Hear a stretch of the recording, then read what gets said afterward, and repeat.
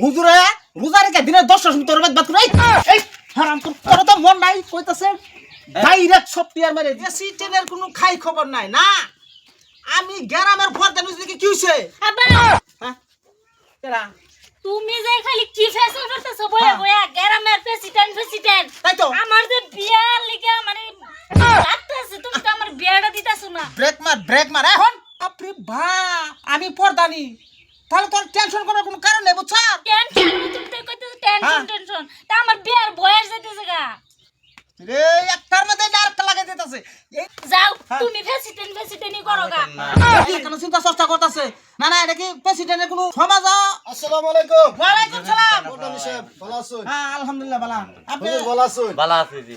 এত দেরি করলেন আচ্ছা কোন সময় লাইন? এই তো ওই মাত্র আইছি মাদ্রাসা লাগে দেখা করবার। এবার মসজিদে থাকুন যেত না, এই পরামর্শটা জানতাম।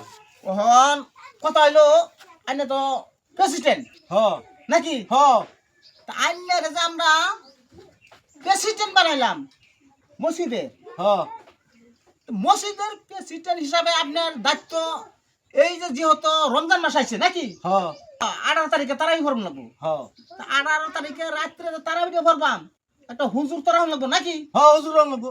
তাহলে হুজুর যে রাহুল লাগবো হেরে চিন্তা কি করছুন না না এই চিন্তাই তো আমি ঘুরাইতে দিল্লি গেছে দিল্লির গোষ্ঠী তোর দিল্লি আগাইছে রে রমজান মাস আগে বসে দিল্লি গেছে আমার প্রেসিডেন্ট বানাইছো দিল্লি গেছে কি তো কাদ কইরাই বললাম যে মাদ্রাসার লগে দেখা কইরা গিয়া ভাই তো গেছি না।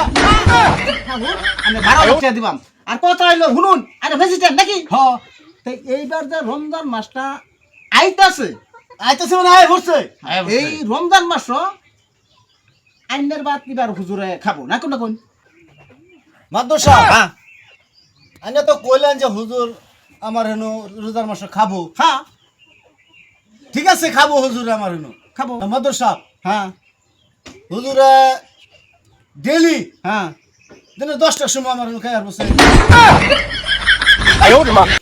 এই হারাম করে রোজা রেখে দিনে 10টার সময় তোর বাদ করে এই হারাম করে তোর তো মন নাই কইতাছে ডাইরেক্ট সব টিয়ার মেরে দি হারাম কারণ কারণ মাদ্রাসা মাদ্রাসা, হ্যাঁ। এর কথাটা স্মরণ নাই, মনও নাই। হ্যাঁ রমজান মাস যায়, হ্যাঁ বিতে হান্দাইছি না। হ্যাঁ ঠিক হ্যাঁ আছে। এই যে হানার মতনই চলতে 10টার সময় কেউ দিনও খাইবো গো। হ্যাঁ, তাই তো। রমজান মাস ওহো মাদ্রাসা হ্যাঁ আমার তো এই কথাটা খেলি নাই খাল্লা গেবার তাহলে কই আসছি 10টার সময়। আচ্ছা মাদ্রাসা হ্যাঁ কথা একটা হইছে না হ্যাঁ কোন রোজার মাস ভরে তো আমার হেন হুজুরে খাইবো খাবো ঈদের দিন যায় ঈদের দিন তো আমি বাদ থাকতাম না কে কে মানে শাহিদ তোর লাগা বাড়ি বাড়ি।